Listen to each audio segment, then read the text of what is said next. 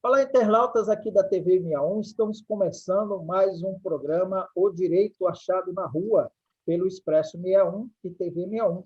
E hoje eu estou aqui com a Emília Joana Vieira de Oliveira. A Emília é doutoranda em Estado, Direito e Constituição pela UNB, a Universidade de Brasília. Ela atua também como pesquisadora nos grupos de pesquisa em cultura jurídica e Atlântico Negro, que é o MARÉ, que é um grupo também lá da UNB, e o grupo de estudos O Direito Achado na Rua, coordenado pelo professor José Geraldo de Souza Júnior, da UNB. Ela também atua como extensionista no Centro de Documentação Quilombola Ivo Fonseca, que é do CONAC UNB, né?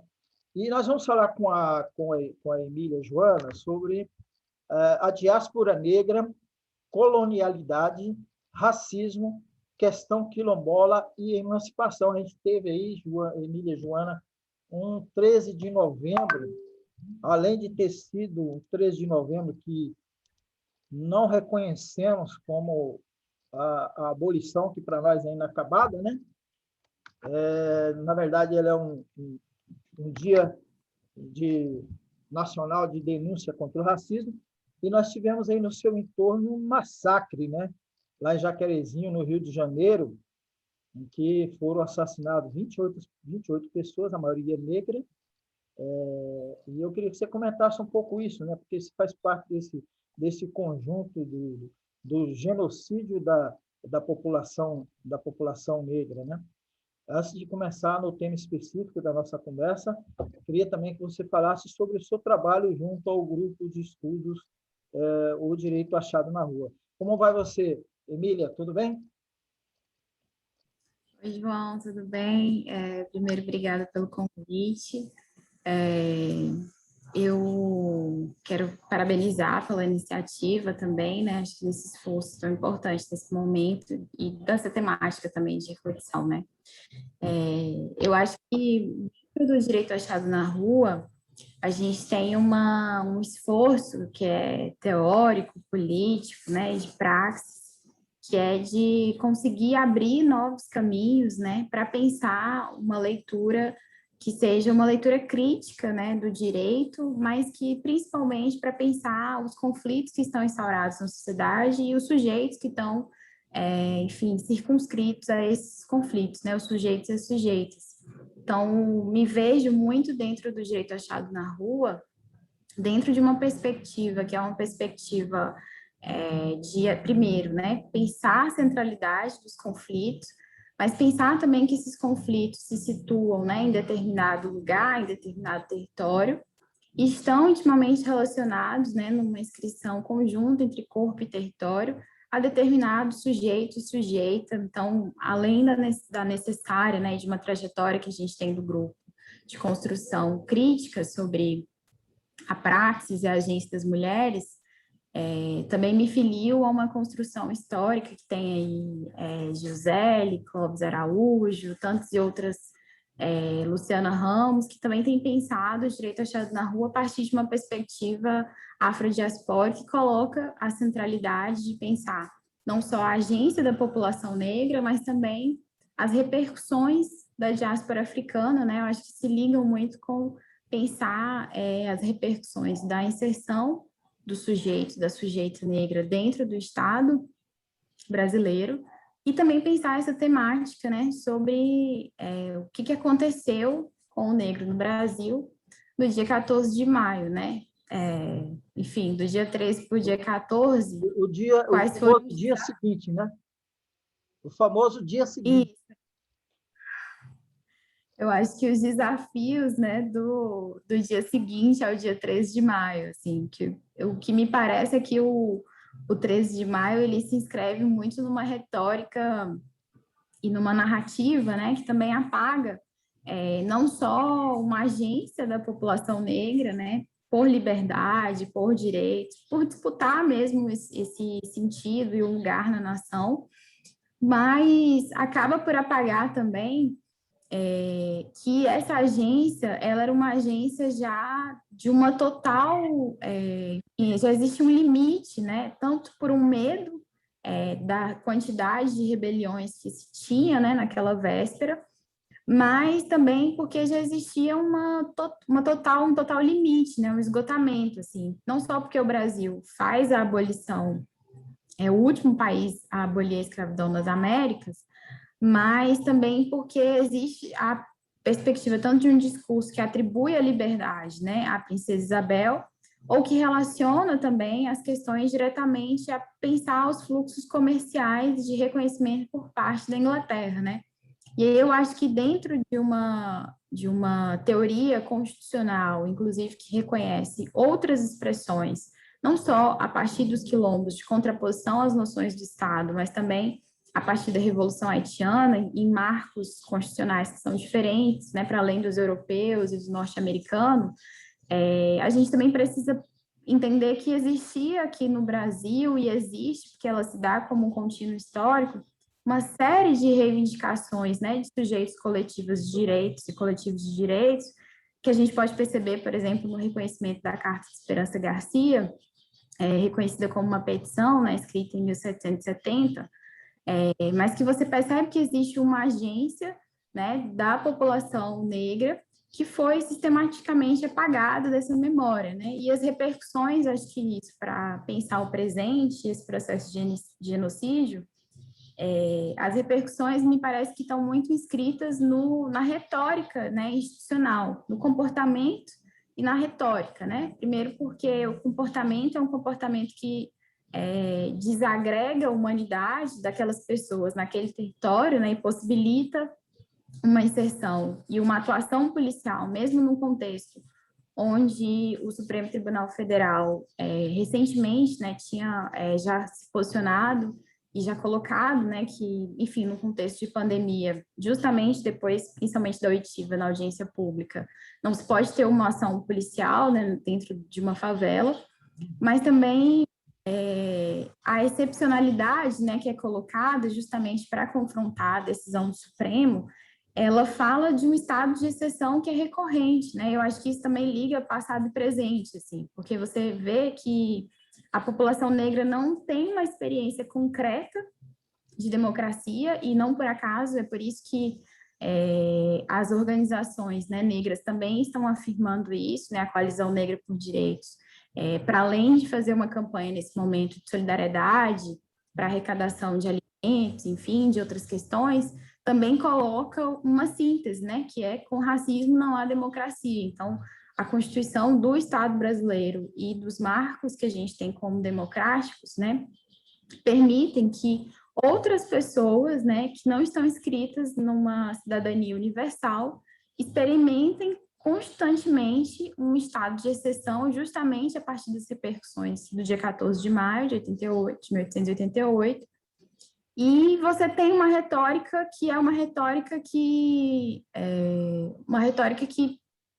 trata isso com muito desprezo, né, dessas vidas, desses territórios, desses corpos, assim, no pronunciamento dos policiais envolvidos na chacina, ficou muito evidente que os policiais, né, e a polícia naquele momento tratou todo mundo como se fossem, né, suspeitos, como se fossem traficantes, e na repercussão disso, as pessoas foram investigar as pessoas que tinham morrido e que tinham algum envolvimento, né, enfim, e isso não, na verdade, não atingia a própria investigação, né, porque a Polícia Civil estava ali inserida numa investigação há um ano, e é tão contraditório isso que a maior apreensão que a gente teve de armas recentes não foi, né, numa favela, pelo contrário, né, foi num bairro rico, inclusive muito ligado à milícia.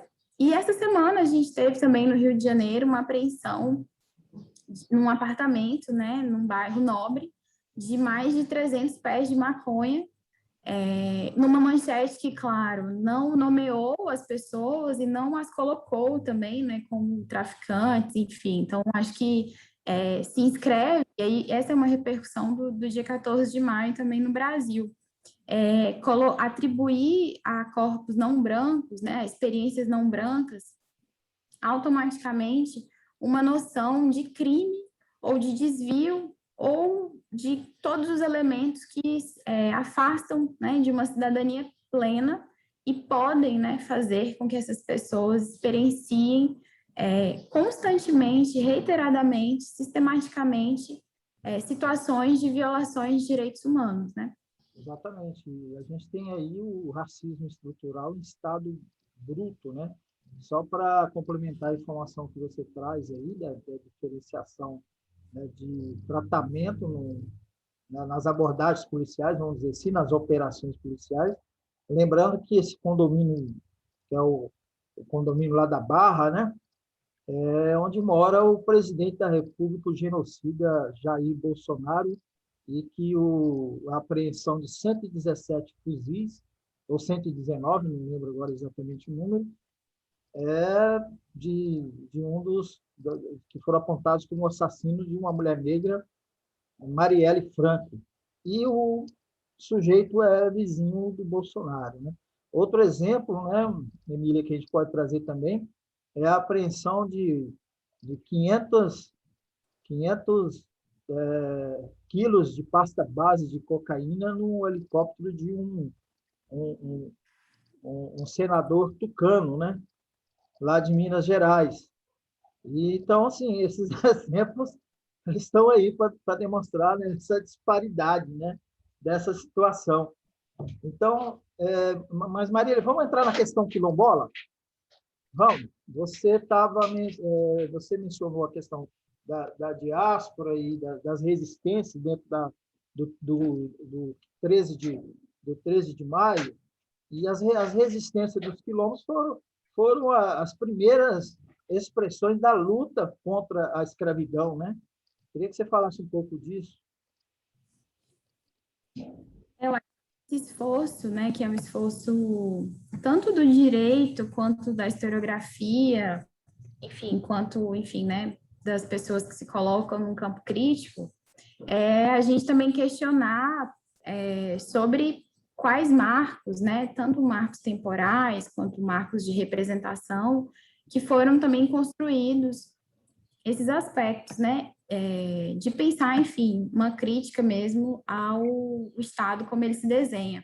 E aí eu acho que dentro do nosso projeto político do Direito Achado na Rua, que tem como, enfim, né, dos nossos objetivos é sempre pensar na necessidade de se determinar o espaço político onde se desenvolvem, né, as práticas sociais, que a gente pode trazer e escrever, né, como práticas sociais de liberdade. Isso coloca para a gente, na experiência do Brasil e na experiência quilombola, um espaço político que é um espaço onde em todo o Brasil, né, a gente tem aí o historiador Flávio de Santos Gomes, com uma literatura extensa sobre isso, colocando a presença da organização quilombola em todo o território nacional, né, enfim, a partir do século XVI, então você tem ali, tanto na literatura de Flávio de Santos Gomes, como de Beatriz Nascimento, ali a partir de 59, enfim, 79, mas já no século XVI, você tem uma organização, então você vê que à medida em que o tráfico negreiro, né, vai se ampliando nesse fluxo, né, dentro ali do Atlântico, e tendo o Brasil, né, um dos maiores contingentes de recebimento, né, do tráfico dentro desse empreendimento colonial, à medida em que o tráfico vai se ampliando, à medida que o tráfico vai trazendo pessoas nesse movimento chamado diáspora africana, você também tem uma constituição de resistências que se dão por meio dos quilombos e de também práticas diversas em todo o território nacional, né? Geralmente a historiografia atribui isso muito aos lugares litorâneos ou ao Nordeste, ou centra muito essa experiência em experiências que são experiências necessariamente de repercussões de fuga, né? Mas eu acho que o primeiro esforço teórico-político do direito achado na rua é reconhecer que no nosso esforço de enunciar, né, uma organização social da liberdade que se constitui, né, dentro da experiência brasileira, a partir da negação da liberdade, né, dentro desse processo do tráfico no comércio atlântico, é reconhecer, primeiro, que na definição desse espaço, né, onde se constituem novas práticas sociais, sobretudo práticas de liberdade, você vai ter experiências em todo o Brasil, não só no Brasil, né, mas na América Latina e no Caribe também você tem experiências que são experiências de agrupamentos quilombolas. Acho que o segundo aspecto que é muito importante é trazer esses sujeitos, essas sujeitas, como sujeitos que elaboram transformações sociais, né, de forma coletiva, e que, sobretudo, pensam, né, uma contraposição ao Estado que estava se organizando e atuam, né, por mais que haja um silêncio aí de mais de 100 anos, né, de 1888 até 1988, com a promulgação da Constituição de 1988, o Estado se silencia, né, por mais de 100 anos sobre uma organização que permanece, né, seja no espaço institucional ou não, as comunidades quilombolas permanecem organizando-se por acesso a direitos, por acesso ao território, a regularização fundiária, mesmo num contexto de conflito, né, é fruto dessa luta que é histórica, né, e é desde o momento em que você tem essas repercussões do tráfico escravocrata aqui no Brasil e a Constituição dos Quilombos. Então, até a gente ter a Constituição do artigo 68 do ADCT, você tem, então, um contínuo, uma prática história de contínuo que interdita justamente também a narrativa de que a experiência do quilombo é uma experiência do passado, né? Uma experiência que não existe mais, ou que é uma experiência que está necessariamente ligada à fuga ou necessariamente ligada à escravidão. E mais, né? Eu acho que com a agência das comunidades quilombolas, né? Enfim, das organizações como a CONAC e outras organizações, durante esse período de mais de 10 anos, né, de disputa no STF pela constitucionalidade do decreto 4887, você vê também que tanto nos espaços institucionais, mas também no dia a dia das comunidades, seja no espaço público, ou, enfim, no espaço urbano ou rural, você tem também uma presença e uma importante agência de mulheres, né? Isso também é uma ruptura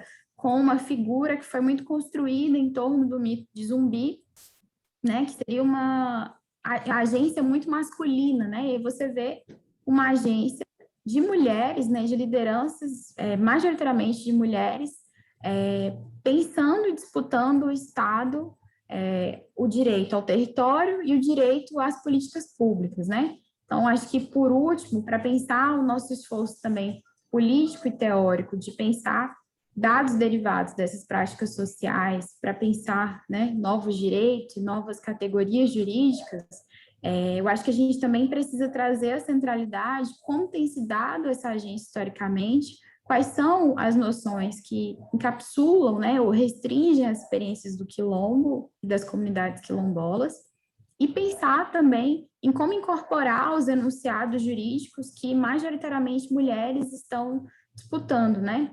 No meu trabalho, a partir da experiência da comunidade quilombola de Rio dos Macacos, na Bahia, que é uma comunidade que enfrenta, desde a década de 50, um empreendimento, né, que se inicia depois, na década de 70, durante a ditadura militar, a partir da construção da base naval de Aratu, é uma comunidade que, então, disputa o direito ao seu território, né, inscrito em todas as diretrizes que a gente tem de regularização fundiária, enfim, mas que também disputa os sentidos pelo direito à água, né? Então, é uma comunidade que tem as suas lideranças enunciando que a água é parte do território e que sem água não há vida, né? Então, existem uma série de significados, de disputas que estão sendo construídas, sobretudo agora, no momento da pandemia, que são muito importantes, né, sejam observados. Inclusive, agora, durante a pandemia, essa comunidade teve uma decisão de uma juíza que reitera a negativa do uso da água da comunidade. Então, e eu acho que o contexto da pandemia também, pela necessidade de que as comunidades quilombolas, né, acionem o STF para garantir direitos mínimos, né, pensar, enfim, a necessidade de monitoramento dos casos, dos óbitos, não há racialidade nos painéis do Ministério da Saúde, sequer estava sendo feito esse registro pelo Estado. E um outro aspecto muito importante é que as próprias comunidades tiveram que construir as suas agências de enfrentamento à pandemia, né? Então, foram as próprias comunidades que fizeram barreiras sanitárias, que fizeram essas disputas, estão sendo as próprias comunidades que agora estão disputando, por exemplo, enfim, os processos de vacinação, né?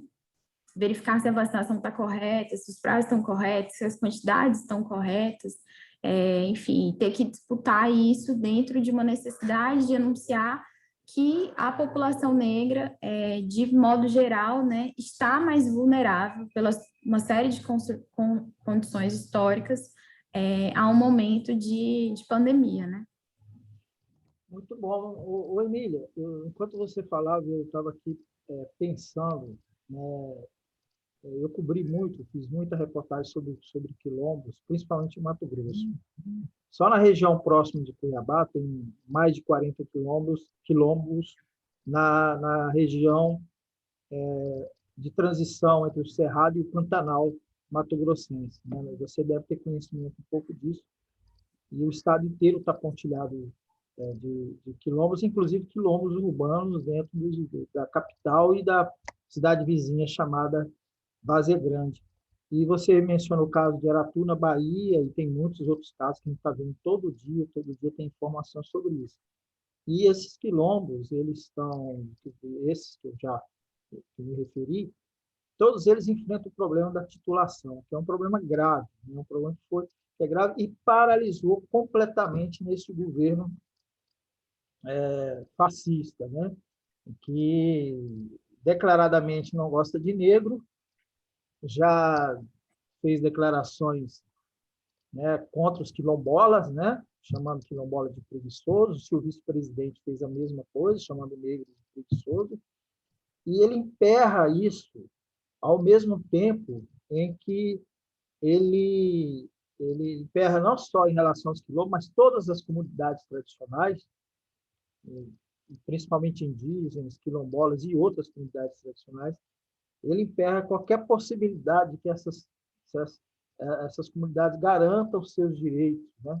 Então, a gente vive um momento da vida política brasileira com esse governo de retrocesso e da barbárie, e isso, eu queria que você comentasse isso, né? Porque muitos direitos que foram conquistados nos últimos 20 anos, ou pelo menos nos últimos 18 anos, né? Inclusive da mobilização, da organização dessas comunidades, da luta pela demarcação, da luta para que se cumprissem os dispositivos constitucionais de garantia da existência dessas comunidades. Então, eu queria que você comentasse isso, né? Esse momento que a gente vive de retrocesso e todas as ameaças que esse governo fascista vem impondo a toda a sociedade brasileira, especialmente as comunidades tradicionais, quilombolas e indígenas, etc. Eu acho que esse enunciado, né, sobre como se daria o não compromisso do governo com as comunidades quilombolas e as comunidades tradicionais, né, os povos indígenas, já era um enunciado que estava no seu repertório eleitoral, né? Então, enfim, o conjunto de defensores e defensoras de direitos humanos, as comunidades, esse já era um repertório que, enfim, já nos ameaçava, né?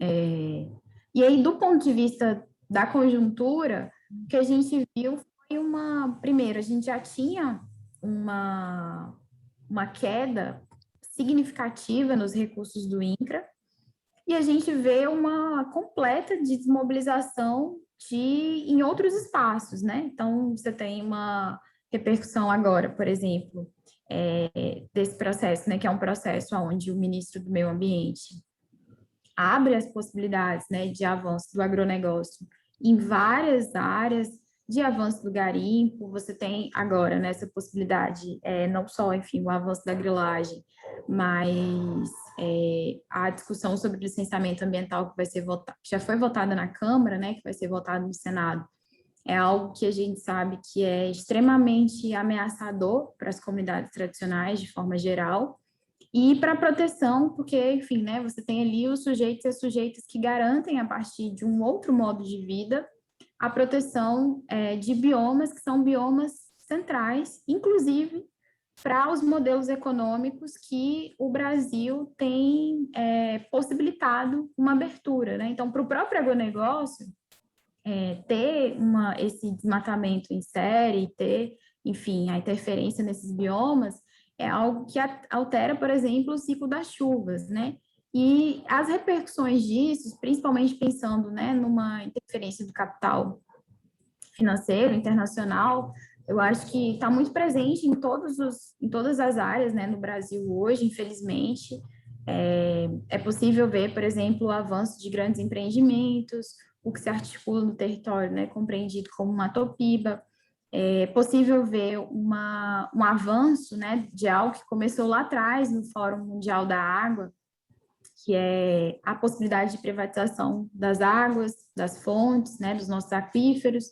Recentemente, a Coca-Cola adquiriu uma quantidade expressiva, né, dentro da floresta amazônica para, enfim, conseguir também garantir o acesso a, aspas, sua matéria-prima, que é negada, né, para a gente como um direito humano, e tem aí nas comunidades quilombolas, nas comunidades indígenas, nas comunidades tradicionais de forma geral, um bem essencial, não só um bem essencial aos modos de vida, né, é um bem essencial para todos os modos de vida, e que essas comunidades atuam como protetoras e garantidoras, né, de uma possibilidade de futuro também.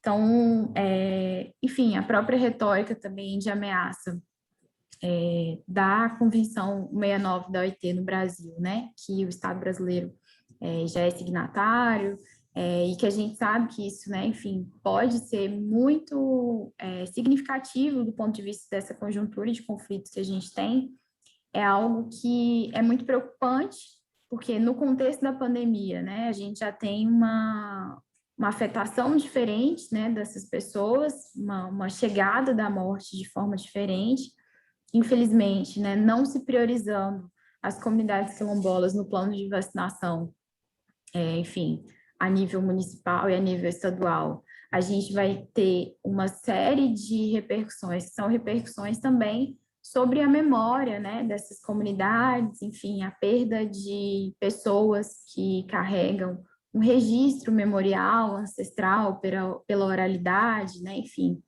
E você tem também nesse contexto, que é um contexto de luto constante, né, de morte, uma completa ausência, né, de políticas públicas. Primeiro porque no plano plurianual, no plano, né, referente ao período de 2020 a 2023, você não tem uma ausência de política pública de saúde específica para a população negra, embora você tenha um conjunto de disposições específicos, né, de um plano específico de política pública que seja pensado, né, e voltado para a população negra, mas você não vê também um esforço, uma agência, e isso é desmontado, né, em todos os níveis. Então acho que desde o desmonte, pensando a necessidade de garantia do território, né, para garantia, enfim, de acesso a outros direitos, para garantia da vida, e pensando também que a garantia do território no Brasil está afetada constantemente por conflitos fundiários, né? A gente tem um desmonte do INCRA, enfim, perseguição de funcionários, até de funcionários públicos, né, que estão em outros lugares, no INCRA, no IBAMA, na ICMBio, enfim, na própria FUNAI. Então, acho que essa conjuntura também é uma conjuntura que se assume uma retórica desde a eleição, e com o tempo, né, você só agudiza uma ameaça, né, um processo mesmo de deliberação, né, então uma agência institucional que delibera para a não manutenção da vida dessas pessoas, e sobretudo numa pandemia o resultado não vai ser outro que o resultado morte, né? E aí, quando a gente está falando de morte, não é só a morte física, né? Mas é o extermínio que ele é físico e simbólico, e que ele relaciona, né, intrinsecamente nessas existências, corpo e território, né? Muito bom, Emília Joana Vieira de Oliveira, agradeço demais você aqui no nosso programa O Direito Achado na Rua, pelo Expresso 61. Adorei muito. Vamos conversar depois mais. Eu acho que tem muito assunto aí para a gente discutir, mas infelizmente o que nós delimitamos de tempo aqui para o nosso programa está se esgotando. Agradeço você e deixo aí para as suas considerações finais. Obrigada, João. Obrigada pelo convite. Eu, para finalizar, né, queria só deixar um alerta, né? Primeiro, um alerta para a sociedade de forma geral, para que a gente fique atento, né, com as repercussões do que está sendo construído agora no âmbito legislativo. São ameaças muito concretas, né, que estão sendo colocadas na expressão passando a boiada, né, que significa todo o conjunto relacionado ao agronegócio, à mineração, à grilagem de terras, enfim. Não é por acaso que está acontecendo, e colocar a necessidade também de que as pessoas, né, pensem e desconstruam os imaginários que foram colocados aí ao longo da vida para a gente, como se as comunidades quilombolas fossem experiências do passado, né? As comunidades quilombolas são experiências do presente. E, por último, acho que para a gente, né, que está no direito, a necessidade de trazer essa praxis política também com seus significados jurídicos, né, para a constituição de novas teorias, de novos significados, de novas disputas também no plano dos direitos e garantias fundamentais, né? Acho que isso é muito importante, inclusive para que a gente possa pensar o futuro no momento em que, infelizmente, a gente está imerso diante de uma ação institucional, né, de produção de genocídio num quadro de morte. Muito bom. Obrigado, então, você. E a gente volta na próxima semana. E gostaria de ter você aqui com a gente em outras oportunidades, viu, Emília? Grande abraço para você.